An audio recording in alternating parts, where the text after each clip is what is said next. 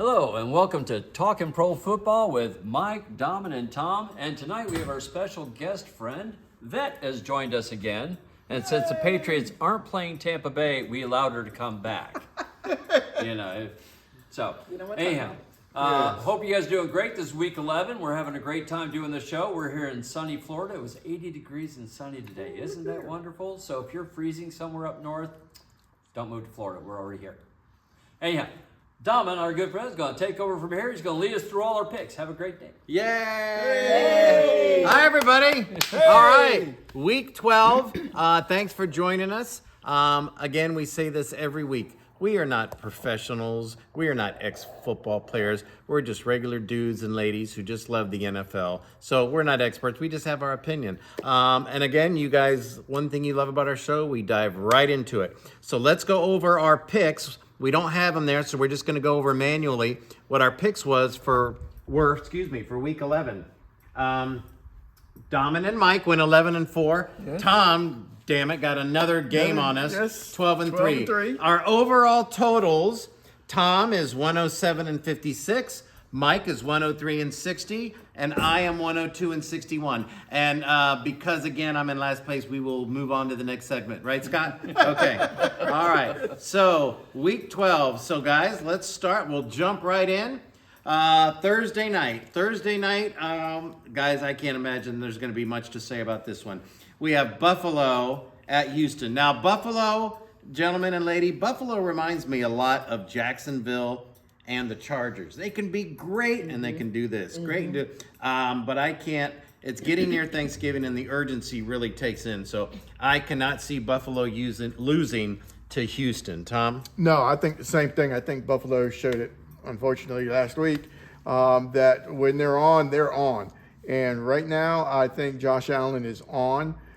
So I don't even think it's going to be close. I got Buffalo in this one. Mike? Yeah, I'm going to have to go with the Bills on this one. Sadly, our Bucks are still too injured to take them on. And Josh Allen proved why he is the best quarterback in the league. So I'm going with the Bills. Vette? Let's go Buffalo. That's all I got to say. Okay. Yeah. All right. So let's go to Sunday, 1 o'clock. All right. Minnesota at Green Bay. Neither team has been overly impressive. But if I have to get down to it, I like Jordan Love a little better than I do J.J. McCarthy, and it's at Lambeau. I'm going to go with Green Bay over Minnesota. I think for the same reasons, I'm going to go, if you just base it on quarterback play, you got to go with Green Bay on that one. So I'm going with Green Bay in this one as well. Mike? Well, surprise, surprise. I'm not picking the Packers. That's right. We're going with Minnesota. But here's the reason why. I have not been impressed with Jordan Love at all. All season long, he's thrown interceptions. He hasn't played smart football. That's part of the reason that Green Bay is not in first place. They're in second place. And Brian Flores' defense in Minnesota, that good defense, I think. That much more impressed with JJ? No. Let me finish. I'm not saying JJ's better than Jordan Love. I'm saying that the Vikings' defense is better than the Packers' defense. I think Brian Flores is the difference in this one. I think it's going to be turnovers that's going to determine the game. It's going to be a good game, close one. But I'm going with the Vikings. Vette? I am not going with you. I'm so sorry. Because I really don't think that team is going to show up at all. I'm just going to leave that alone. Yep. As my friend Steve Pruitt would say, gee, Michael not picking the Packers. Anyway, all right, New York Giants at Detroit. I think Detroit's going to be pissed that they lost. They can see if the playoffs started today, Detroit's on the outside looking in. Mm-hmm. So I think Detroit's going to have that urgency. We need to go. And let's face it, the Giants can be decent, but they're not going to go into Detroit and beat Detroit. So I got Detroit. Yeah, I don't see Jameis pulling this one out. He's going to do like he does all the time. Somewhere late in the game when it comes down to it, Jameis is going to throw an interception. Unfortunately, that's just what he does. I love the man. I think he's got a great career ahead of him in broadcasting. Yeah. But he's funny. football, Yeah, he's on TV. He's not going to be there, so I got Detroit in this one. Mike? Yeah, I agree with you on the interceptions. That's the only knock on Jameis. He threw for 5,000 yards for the Bucs, but he also set the record for interceptions. Is Dart going to be back is really the question that I have. If Dart's back, I'm taking the Giants. If Dart's not back, then I'm going to have to go with Detroit. So in other words, he's sitting on the fence. I'm going Detroit all day. Yes. Okay. This one should But be. it matters who the quarterback is. That is, and again, guys, we film on Tuesday, so we're not going to get an injury report. So, okay, Seattle at Tennessee. Boy, was that Rams Seattle game just what we thought it would be. Yep. Seattle is really, even though they lost, Seattle is still clicking on all cylinders, and Tennessee can't get out of their own way. Tennessee's defense, they're rebuilding, but I got Seattle all day here. I'm not even going to just say other than Seattle all the way in this one. Yeah. The shortest answer you get all night, Seattle. Let's go home team. Go Seattle. All right, this I got an asterisk by, gentleman and lady. Indianapolis at Kansas City. Now, somebody would say Kansas City's 5-5. I don't care. Until Mahomes and Andy Reid are not on that team anymore. I know Indianapolis is 8-2. They are going into Kansas City. I am going to go with baby Jesus. I think at some point Kansas City's going to turn it on. I could be, who knows? I can't, until somebody knocks them off, I'm going to go with Kansas City because now it's really getting pressure. Yeah, I think being 5-5, they know they can't afford to lose anymore. They can't. Look how far they're already that far behind Denver, so they've got to try to at least get a wild card position. And you lose 7, 8 games, you're not going to get it. So I think Kansas City is going to be tough, but instead I'm going to go with Indianapolis in this one. I just have a feeling I'm going with Indy. Go with Indy. Okay. Well, Tom's brave, but then again, he's also leading us in the picks. I don't know how. I want to talk to the accounting firm of Dewey, Cheatham, and Howe. Yeah, because I'm not quite sure that those numbers are right. Jealous party of one. However, I think Kansas City, I'm going with Domin on this one. I think Kansas City is going to sit there and say it's a must-win game. They're not going to take a chance. I don't think Indy's going to have the same urgency. I'm going to go with the Chiefs in this one. Vette? I'm picking Indy one more time. Sorry, Swifties. I don't think that Kansas City's going to beat them this week. All right, I got my conspiracy thinking. I hate to feed the bear. He's gonna love this. I think Aaron Rodgers faked his injury because he's scared to go into Soldier Field and play those Bears. I agree completely. I think Chicago. Even if Aaron was playing, I think Chicago's. They're sloppy, but they're finding ways to win. They're like the 49ers. And Pittsburgh's again like this. Chicago. I'm going with Chicago. I think I mentioned to you when we were talking the other day. I said to me, Chicago is about a year. I mean, they're about a year ahead of what I thought they would be. I thought they'd be this good next year, but somehow they are managed to win the games they lost last year, and that's making a big difference. So I'm going to go. As much as I hate to go against my Steelers, I'm going to go with Chicago in this one. Yeah, just go ahead. Yeah. Yeah. Vette. The Bears. Vette. Now, let me give you the reasons why we love the Bears. Now we get a story. We only have a 20-minute show, but go ahead. Chicago is finding a way to win. They're winning all the games that they didn't win last year. All those one-score That is games. true. They lost like 8 one-score games last year. Nobody really gave them credit for that. This year, they're winning them. And with Mason Rudolph, a backup quarterback, because Aaron Rodgers is too scared. He heard it would have wished. He's too scared to play. So, yeah, go Bears, kill them. What? Black and yellow, black and yellow, black and yellow. That's for you, Jay. Okay. That's a Pittsburgh. Okay. All right. New England at Cincinnati. What a difference a good By the way, if coach. Pittsburgh wins, you're not coming back on my show again. You can come back because it's our show too. What a difference a coach makes. Mike Vrabel. New England is just sound.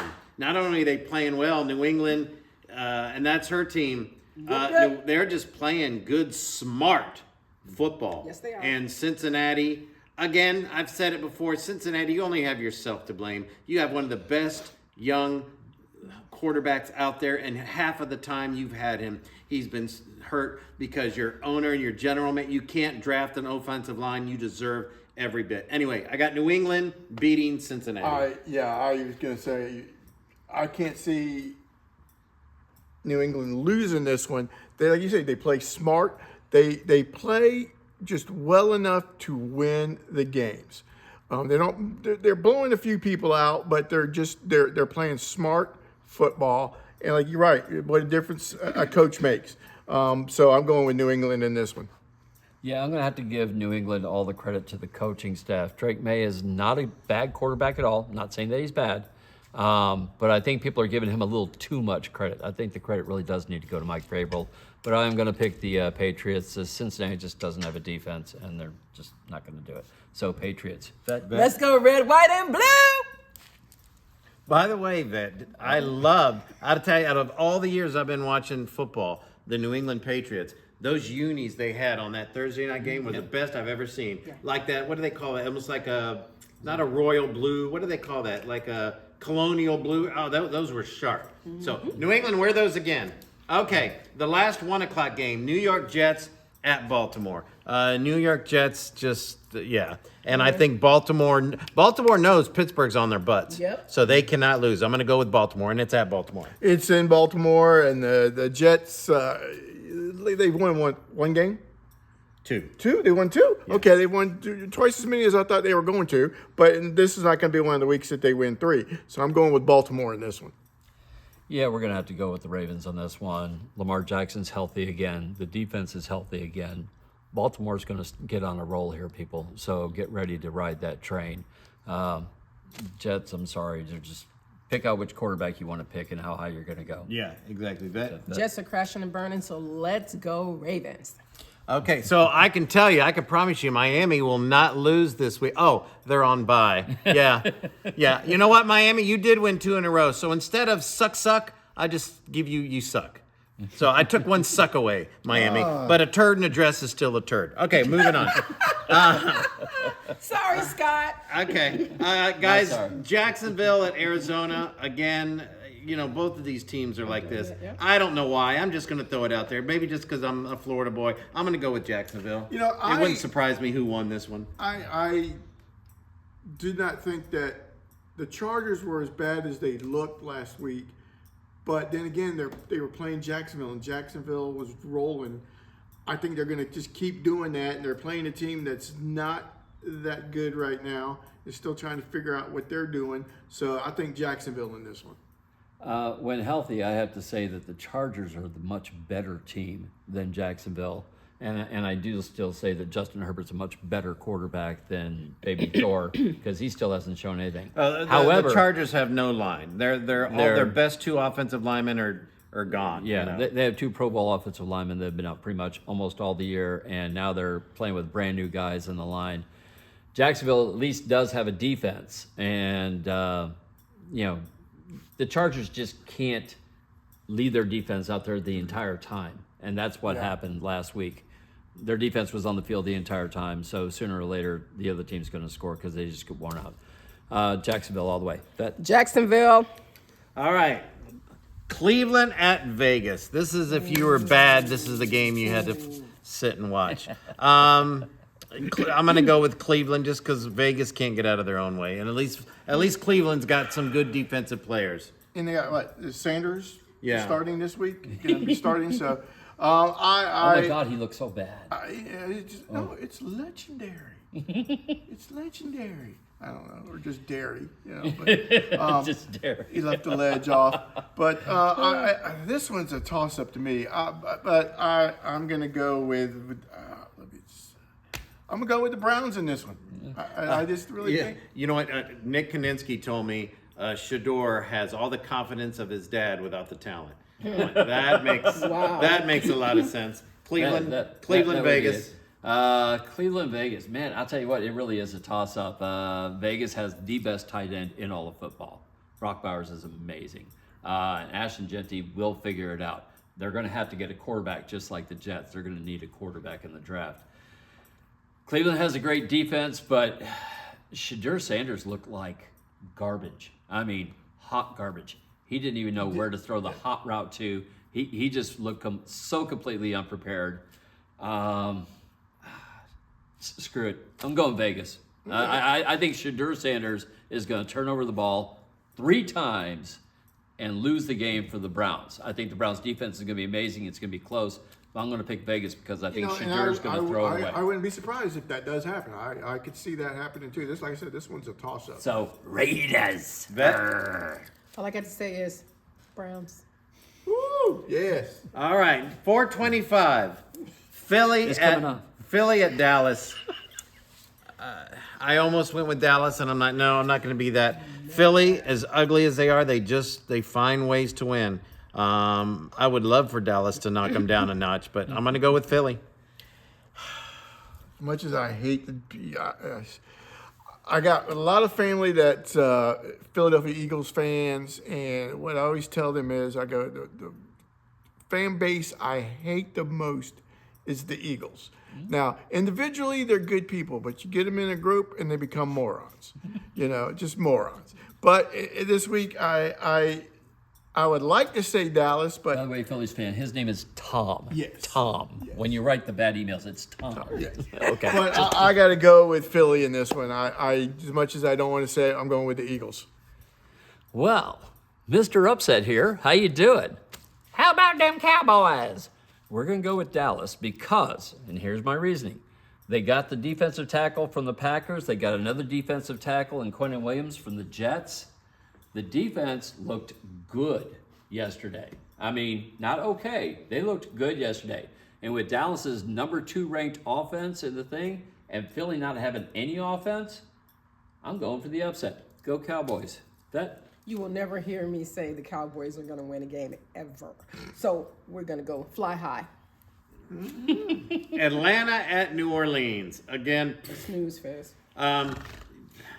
you know what? Something tells me New Orleans is at home and Atlanta has just sucked. Kirk Cousins, you're a good dude. I watched that show. You're a good family man. You're a good father. I think you're a good guy over on. But I might be time to go to the TV booth. I think New Orleans, just because they're home, I think it's going to be rowdy. And that shook. I'm still interested to see how this young kid goes. I'm going to go with New Orleans over Atlanta. Atlanta has shown me no reason to go with them. Right? Yeah. Atlanta, if they could get their running game going good, I think they could pull it out. But I think It's a little too late. This is part of the reason why the Bucks have won our division 3 years running or whatever it is. This is because teams like this. Neither one of them are that good, but I'm almost thinking the same reason. I'm going with New Orleans in this one. I think New Orleans is going to figure out a way to screw up their draft pick and win a game here. Michael? I think Tom's trying to play it safe and play the numbers, picking with us to make sure he doesn't, fall down on that list. I'm with you. I'm going with the Saints. Atlanta has done nothing but try to imitate Miami and suck really badly. And the Saints, at least they got a rookie quarterback in there. They're not sure what they got, but at least they're trying. And their coach has them actually trying. They're playing football. They're not just giving up and like the Dolphins going, hey, when does my tea time go? Yeah, okay. Yeah, no. The Saints are actually playing for real. They suck, but they're playing for real and going Saints. Let's go New Orleans. It's time to party. Mm-hmm. All right, the Sunday night game. We all picked the upset there. Yeah. All of us picked the underdog.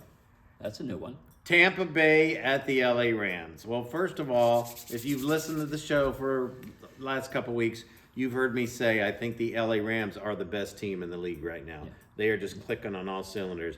Todd Bowles, I'm going to be nice, not like somebody else who, boy, on Sunday, woo.